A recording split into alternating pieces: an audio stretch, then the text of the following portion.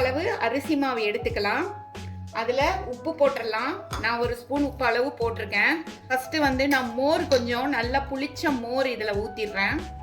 வந்து ஒரு 3½ கப்ஸ் அளவு தண்ணி ஊற்றலாம். பார்த்துட்டு வேணும்னா தேவைன்னா திருப்பி கொஞ்சம் தண்ணி கரைச்சிக்கலாம்.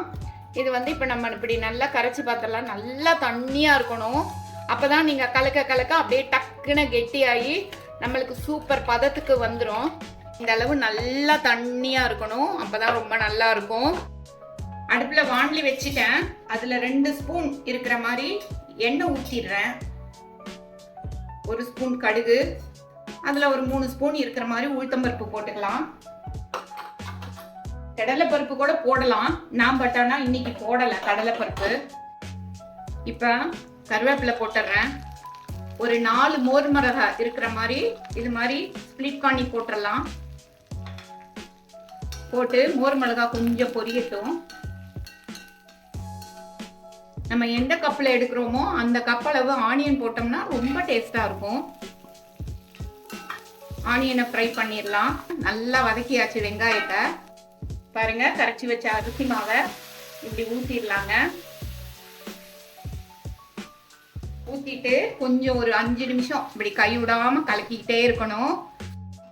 ஒரு 5 நிமிஷத்துலேயே இது மாதிரி கெட்டியாக வந்துருச்சு பாருங்க. இன்னும் ஒரு 2 நிமிஷம் கலக்கணும்னா இன்னும் நல்லா கொஞ்சம் கெட்டியாயிரும்.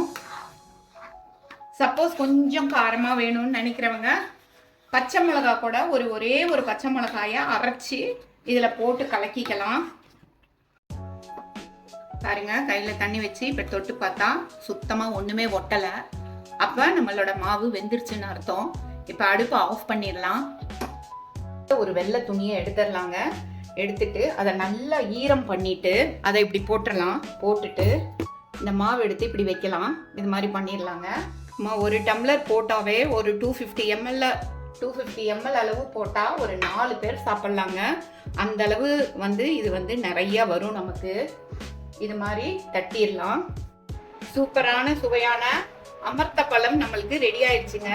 இது ஒரு 10 மினிட்ஸ் அந்த ஈரத்தில் இருந்தா அப்படியே பீசஸாக எடுத்து அப்படியே ஒரு பாக்ஸில் போட்டு வச்சோம்னா ஒரு 8 to 10 hours வரைக்கும் ரொம்ப நல்லா இருக்கும். பயங்கர சாஃப்டாக இருக்கும். வெயில் காலத்துக்கு ஒரு ஏற்ற ஃபுட்டுங்க இது. நல்லா காரசாரமாக விரும்புகிறவங்க புளிப்பு காரம் எல்லாம் நிறைய போட்டு பண்ணலாம். சாஃப்டாக இருக்கணும் அப்படின்னு நினைக்கிறவங்க வெறும் மோர் மிளகா மாத்திரம் போட்டு பண்ணலாங்க. ஒரு சூப்பரான சுவையான மோர்களி. தமிழ்ல மோர்களின்னு சொல்லுவோம், தெலுங்குல அமர்த்த பழம்னு சொல்லுவோம். சூப்பரா ரெடி ஆயிருச்சு.